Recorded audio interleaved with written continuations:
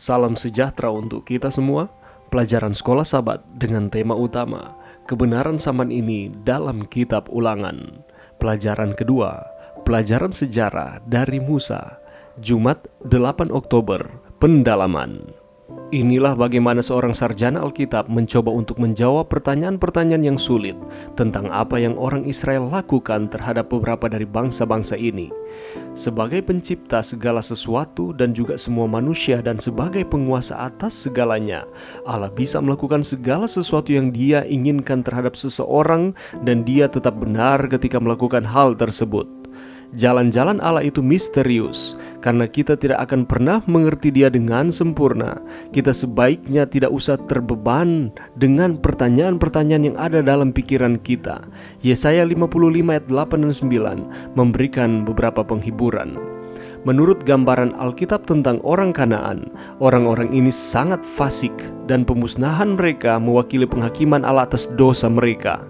Kehancuran dari bangsa Kanaan bukanlah pertama dan juga yang terakhir kali yang Allah akan lakukan seperti ini. Perbedaan antara nasib akhir dari orang Kanaan dan nasib akhir dari manusia kecuali keluarga Nuh, sebagaimana digambarkan dalam Kejadian 6-9, melibatkan skala dan agen penghukuman yang berbeda. Allah tidak pernah bermaksud supaya bangsa Israel membuat satu aturan yang disebut herem atau pemusnahan total sebagai aturan umum terhadap orang yang di luar mereka. Ulangan 7 ayat 1 menunjukkan secara tegas dan dengan demikian membatasi sasaran manusia yang harus dimusnahkan. Orang Israel tidak boleh menjalankan aturan ini terhadap bangsa Syria atau Edom atau Mesir atau orang lain lagi. Bangsa-bangsa Kanaan menderita satu nasib yang pada akhirnya semua orang berdosa juga akan hadapi, yaitu penghakiman Allah. Pembersihan Allah terhadap orang Kanaan adalah sebuah langkah yang harus dilakukan dalam sejarah keselamatan. Walaupun bangsa-bangsa Kanaan secara keseluruhan adalah target-target dari penghakiman Allah, mereka paling tidak memiliki 40 tahun peringatan yang diberikan lebih awal. Pelajaran yang bisa kita dapatkan pada saat ini dan juga merupakan rangkuman pelajaran sepanjang minggu ini. Ketika kita mempelajari pelajaran ini, jangan pernah lupa bahwa kita adalah manusia yang diciptakan oleh Tuhan. Itulah sebabnya, oleh karena kita ini adalah makhluk ciptaan, ada yang menciptakan, kita harus selalu menghargai, menghormati Sang Pencipta kita, yakni Allah yang penuh dengan kasih sayang. Sebagaimana Musa memberikan amaran-amaran, nasihat-nasihat kepada bangsa Israel ketika mereka hendak masuk ke tanah Kanaan, demikian pula dengan kita. Jangan pernah lupa, di sini dikatakan bahwa kita harus ingat dan terus berharap kepada Tuhan sebagai sumber kekuatan. Apabila kita hanya mengandalkan akan kekuatan kita sendiri, pastilah kita tidak akan mampu untuk menghadapi setiap tekanan, tantangan-tantangan di dalam kehidupan kita. Sama seperti dengan bangsa Israel, ketika mereka setia kepada Tuhan, maka Tuhan akan terus bersama-sama dengan mereka. Allah terus menyediakan kepada mereka manna dari sorga, tiang awan di siang hari, tiang api di malam hari, dengan tujuan supaya bangsa ini terus mengingat bahwa ada Tuhan dan Tuhan yang Maha Penyayang yang akan terus bersama-sama dengan mereka menuju ke tanah Kanaan.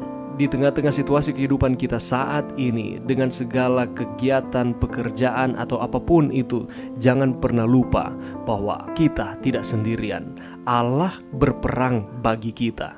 Allah ada di pihak kita ketika kita berserah sepenuhnya kepadanya. Apabila kita ada di dalam peperangan, dalam tanda kutip, di dalam keluarga kita, masalah di dalam rumah tangga, di dalam pekerjaan, ataupun kita sedang mencari pekerjaan, ataupun tantangan-tantangan peperangan kehidupan kita, ingat, sebagaimana bangsa Israel, Allah berperang bersama dengan mereka dan memberikan keberhasilan. Demikian pula dengan kita. Allah bersama-sama dengan kita di dalam peperangan kita, dan Allah memberikan kemenangan. Yang kita butuhkan adalah beriman kepadanya. Hal yang lain yang perlu kita ingat mengenai Allah yang baik ini adalah Allah menggenapi janji-janjinya di dalam kehidupan kita. Sama seperti dengan bangsa Israel, Dia menjanjikan penyertaan, Dia menjanjikan tanah Kanaan, Demikian pula ia merealisasikan janjinya tersebut kepada bangsa Israel ini. Walaupun di dalam kenyataannya bangsa Israel selalu menyakiti akan hati Tuhan dan selalu melakukan segala sesuatu yang tidak berkenan di mata Tuhan. Itulah sebabnya ada penghukuman selama 40 tahun di padang gurun, tetapi penghukuman oleh karena Allah mengasihi mereka.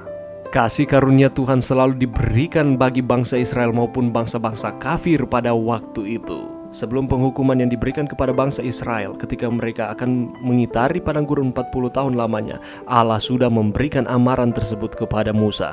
Demikian pula kepada orang-orang Amalek. Sebelum penghukuman diberikan, Allah sudah memberikan amaran kurang lebih 40 tahun sebelumnya.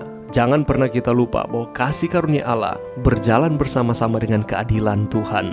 Dan inilah yang menunjukkan kebaikan dari Allah itu sendiri. Jangan pernah kita lupa bahwa Allah selalu menyertai akan umat-umatnya sepanjang sejarah dunia ini. Dan Allah yang sama yang akan terus bersama-sama dengan kita di akhir zaman ini, untuk terus mengarahkan kita untuk terus setia kepadanya sampai Tuhan datang pada kali yang kedua. Pertanyaannya ialah, apakah kita siap untuk terus mengandalkan Tuhan di dalam mengarungi akan kehidupan kita di dunia ini? Belajarlah dari pengalaman sejarah Musa dan bangsa Israel. Mari berdoa. Terima kasih Tuhan atas pelajaran yang kami boleh dapatkan sepanjang 1 minggu ini. Pengalaman dari Musa dan bangsa Israel, penyertaan Tuhan dan kebaikan Tuhan di dalam sepanjang sejarah kehidupan bangsa Israel. Kiranya ini dapat menjadi pelajaran bagi kami, bahwa kami memiliki Allah yang begitu baik, kasih karunia yang sangat melimpah, tetapi berjalan bersama-sama dengan keadilan Tuhan itu sendiri. Bantu kami untuk kami dapat mempraktekkan akan firman ini, dan kami akan terus setia kepada Tuhan. Ini doa kami di dalam nama Yesus. Amin.